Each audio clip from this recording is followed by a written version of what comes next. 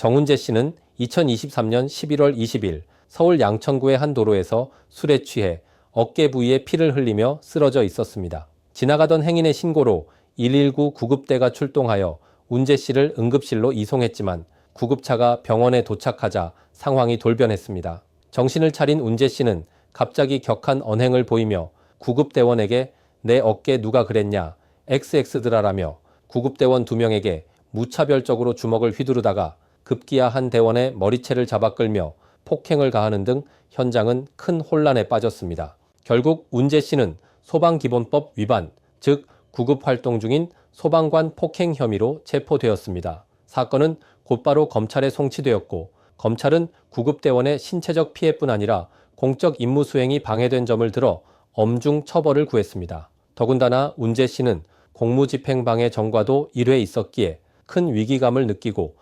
공무집행방해 사건 전문 변호사를 선임하게 되었습니다. 사건을 의뢰받은 변호사는 우선 운재 씨의 상태를 세밀히 파악했습니다.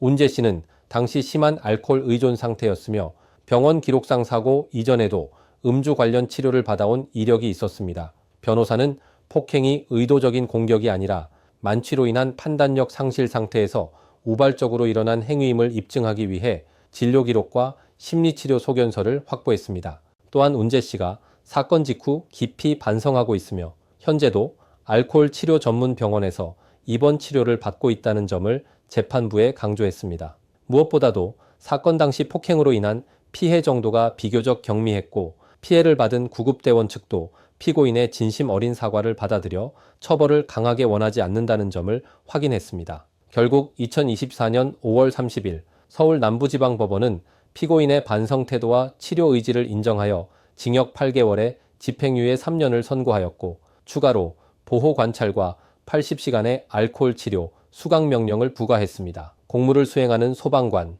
구급대원에게 폭력을 행사하면 단순 폭행이나 공무집행방해죄가 아닌 소방기본법 위반으로 가중처벌된다는 점을 보여주는 대표적인 사건이었습니다. 소방관, 구급대원을 폭행하게 되면 소방기본법 제50조에 의해 최대 5년 이하의 징역, 5천만 원 이하 벌금까지 가능하기 때문에 공무집행방해 혐의보다 더 큰 처벌이 이루어질 수 있습니다. 공권력을 향한 폭력은 사회 전체의 안전과 직결된 문제입니다. 따라서 술김에 우발적으로 일어난 행동이라 하더라도 그 결과는 결코 가볍지 않습니다. 만약 공무집행방해나 소방기본법 위반 혐의로 수사를 받고 있다면 절대로 단순한 폭행 사건으로 생각하지 마시고 초기부터 공무집행방해 사건 전문 변호사와 함께 대응 전략을 세워야 합니다. 감사합니다.